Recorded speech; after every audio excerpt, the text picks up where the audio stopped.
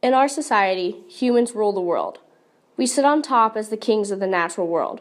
We categorize and place every being into their little objectifying boxes. The tight space that we pack complex beings into doesn't leave room for much, and it doesn't allow for those beings to become all they can be. That is how objectification works. We pack up the expected ideals and behaviors and expectations of a being into an airtight box that suffocates individuality and growth. As human beings, as kings of the natural world, we place ourselves in the middle of everything. This holier-than-thou perspective that human beings have has led to a lack of responsibility when it comes to viewing the natural world. We place human qualities upon other beings, or we dominate them with the metaphors we place them under. In her essay, Animal, Erica Fudge defines 3 dominating metaphors that we place animals and nature under. There is the domestic metaphor, which places animals and nature as part of a family or as pets. There is also the tool metaphor, which places animals and nature as objects that are used for work and to produce. Finally, we have the animals as citizens metaphor, where animals are seen as human beings and placed into movements like the LGBTQ movement, but for animals. Within all 3 metaphors, human beings have created a role for nature within human parameters. Humans also have this class system, where we place ourselves above animals and nature, creating a domination and stewardship dynamic between the two. The idea of domination and stewardship places one beneath the other. One acts as a slave while the other acts as king, objectifying the slave. So when our clearly defined lines between king and servant are blurred, and we begin to see bits of ourselves within those who we dominate, we begin to experience disgust. This is due to the closeness we feel to someone or something that we had placed completely separate from ourselves and as beneath ourselves.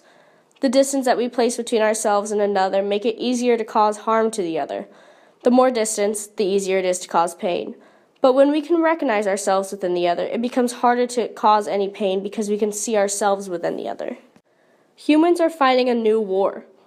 A war on new soil. A war on new water. A war on Earth. An act of terrorism against our own planet as a collective unit.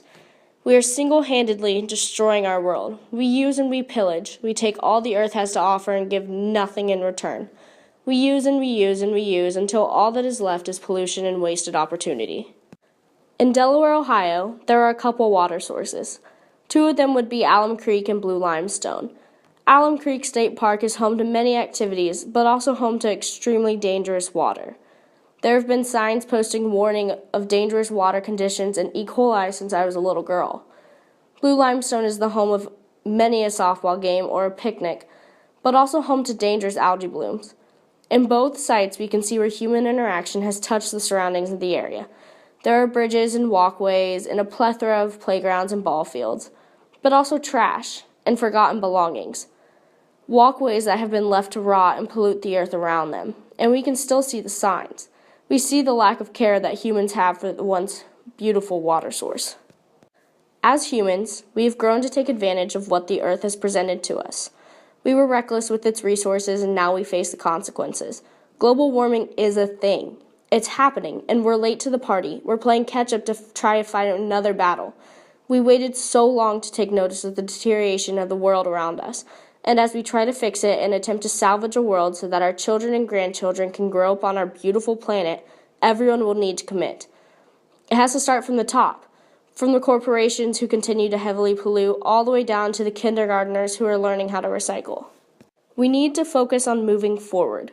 We need to focus on what we can do to salvage what we have. So instead of posting signs saying "don't swim here" and focusing on human beings, let's focus on signs saying "no dumping, no polluting, throw your trash away."